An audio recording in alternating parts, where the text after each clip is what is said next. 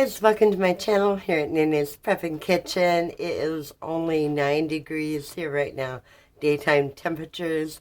Last night it was below 0. We're going through a cold spell and I'm like, hey, what a better time than to use up some of my preps and make a nice hot soup. And I'm making it in my cast iron, get you down here, my cast iron pot. Because I figured, you know, this is a SHTF that you could actually make even over an open fire if you needed to. If you had, you know, your cast iron pot, wouldn't be an issue. And with these items that I'm going to be using today, you could still make you a nice hot soup. So, and we're going to be using some of these lentils. They don't have to be soaked, but to soften them up, because they don't take that long to cook. But I am going to rinse them off. I'll get them rinsed off, and I'll meet you right back. Okay, I got the lentils rinsed off. I took out 2 cups of lentils. I'm going to get those in the pan. Okay, there we go. Got the lentils in. Now, next I'm going to be adding in some chicken broth here to kind of add to the flavor of it. They got that thing. I had to break the seal. Okay, so I'm going to add in some chicken stock into that. I had water filled in here too till about the halfway mark. So I'm just adding some more in here. I should have probably added this first. Because I want it all in there for the flavor. It'll be alright.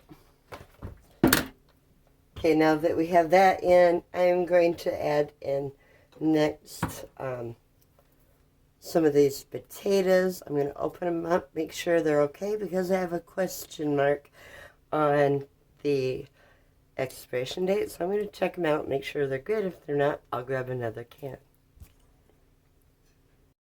Okay, I've smelled them. Everything looks good on them, so I'm going to dump the potatoes in there. Next, what I have is my dehydrated vegetables. This is a, what do we have? We have green beans, corn, carrots, peas. Great soup mixing.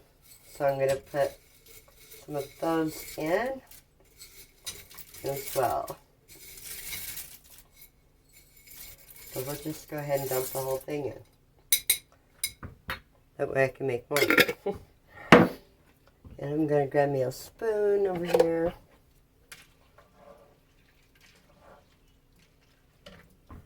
Then I have some dehydrated celery, so I'm going to add some of that as well.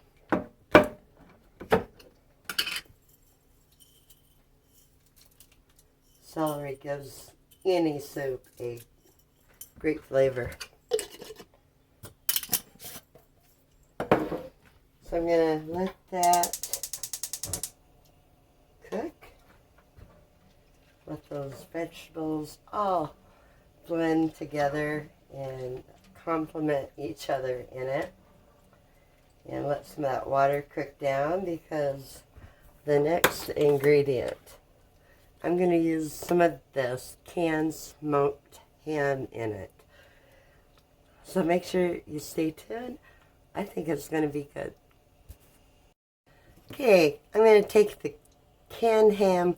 We're going to get it open and put some of this ham into there. That way it will kind of get the flavor going in it while it's cooking. Okay, here we go. Okay, I can tell already that it has juice in it, so I guess where that juice is going, right in with that soup. That way I can cut it up. And I may not even need all of it. So I think I'm going to start with maybe a quarter of it. Because we do have those lentils in there. So I'm just going to probably put it in some like little chunks. Smells really good.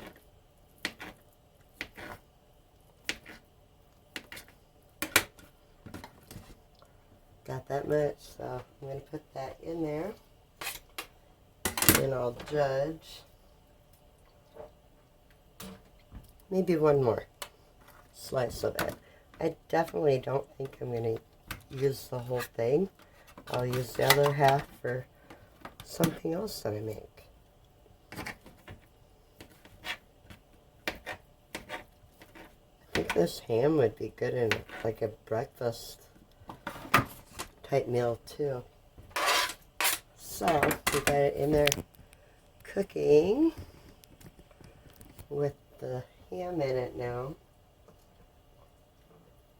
So I'm just going to let that continue to cook, and I'll return when it's done. Stay tuned and hit that like and subscribe if you haven't already. I thought of one more thing I wanted to add into it, and that is maybe a little bit of garlic and some onion powder. Alright, I got my minced onion flakes out, so I'm just going to add some of those in there too to give it a little bit more flavor. Don't have to, totally up to you. And just a little bit of garlic. I don't want to overpower it, but I do want it to have a little extra flavors into it, and some pepper. I'm going to hold off on putting the salt in because the ham actually was pretty salty. That's probably how they preserve it so long, because it was good till 2025, so still had a while on that, but I will definitely be grabbing me some more of that because it's got really good flavor, the ham.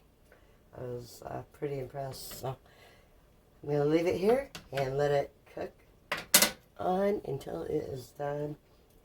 Actually, I may take this lid and kind of counter set it. I don't want it to boil over. We'll see how it works that way. I'll keep an eye on it, but that would definitely help it to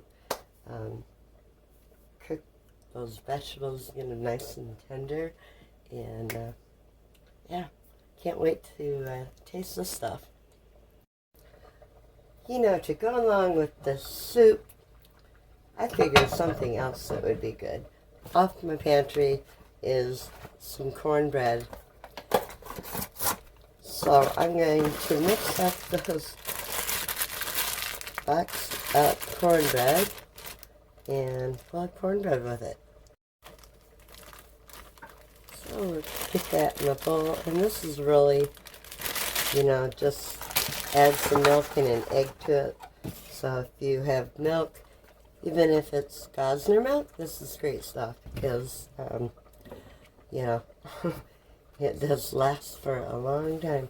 So we want to put a half cup of milk in there, and I have an egg here. So all that's to that right there. And we're going to give it a stir.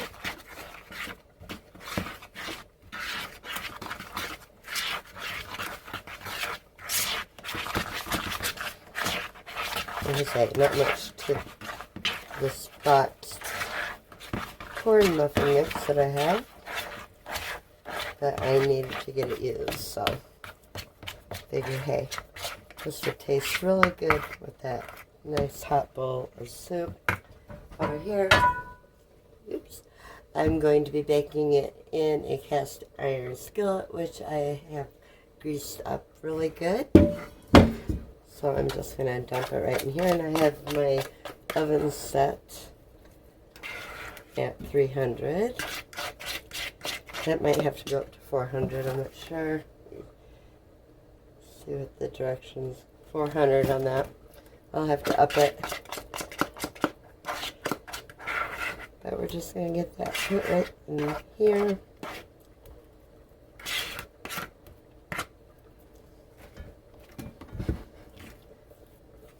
Now, I don't know, has anyone ever tried to make cornbread over an open fire? That would be kind of interesting to do one time. And that isn't going to necessarily fit in that whole pan. Pan's pretty good size, so, but hey, you know, it's cornbread to go with the soup, so we'll cook it up. I'm going to say the soup is done. I tried, the lentils are nice and tender. The green beans and peas are nice and tender. And the cornbread is done. So I'm going to serve some up so you can get a better look at it. Right there. Add that cornbread to it, and you've got a great survival meal there, guys. I mean, yeah. Get up here. There we go. But one more. But this here, I mean, if it was a grid down situation, if you had to cook it on your Coleman cook stove, you know, this would be a good, hearty, warm meal for you, which will go around. I mean, this will feed quite a few people, so we're going to be eating off this for a few days. I kind of wish I would have made homemade rolls to go with it, maybe to go with the leftovers tomorrow or something, but I'm sure the cornbread will taste good too. But, I mean, that's got a lot of nutrients in it as well, because you got your lentils, you know, which are protein, your green beans, your there's celery in there, and carrots and peas, and then that smoked ham. And I wish you guys could smell it, but unfortunately you can't. But, yeah, put this together and you're not going to go hungry. I don't care what the situation is, so it's kind of like why I like putting the dehydrated vegetables away, you know, because they're easy to store, and, you know, all I had to add to that was some water, and I had some of that chicken broth that I added to it, you know, some salt, pepper, and some onion flakes to it. But, you know, these are all things that, yeah, you can make a meal out of if you need to. You know, be creative, and, yeah, you won't starve. And, hey, if you haven't been over and checked out Little House in the Big Woods, go over and give her a shout out and watch her channel. And I like going over and seeing band peppers, and also Linda's Prepper Kitchen. It's a good one, and there's a lot of good ones, guys. So, and we can all learn from each other. But anyway, till next time, guys. Toodaloo, God bless. I'd take a bite of it for you, but it is really hot. I don't want to burn my tongue. But I did have a taste of it earlier. So did my hubby, and he gave it a thumbs up. So, hey, give me a thumbs up, and subscribe if you haven't already. Till next time, guys. Toodaloo, God bless. Hope y'all have a great one. Bye-bye.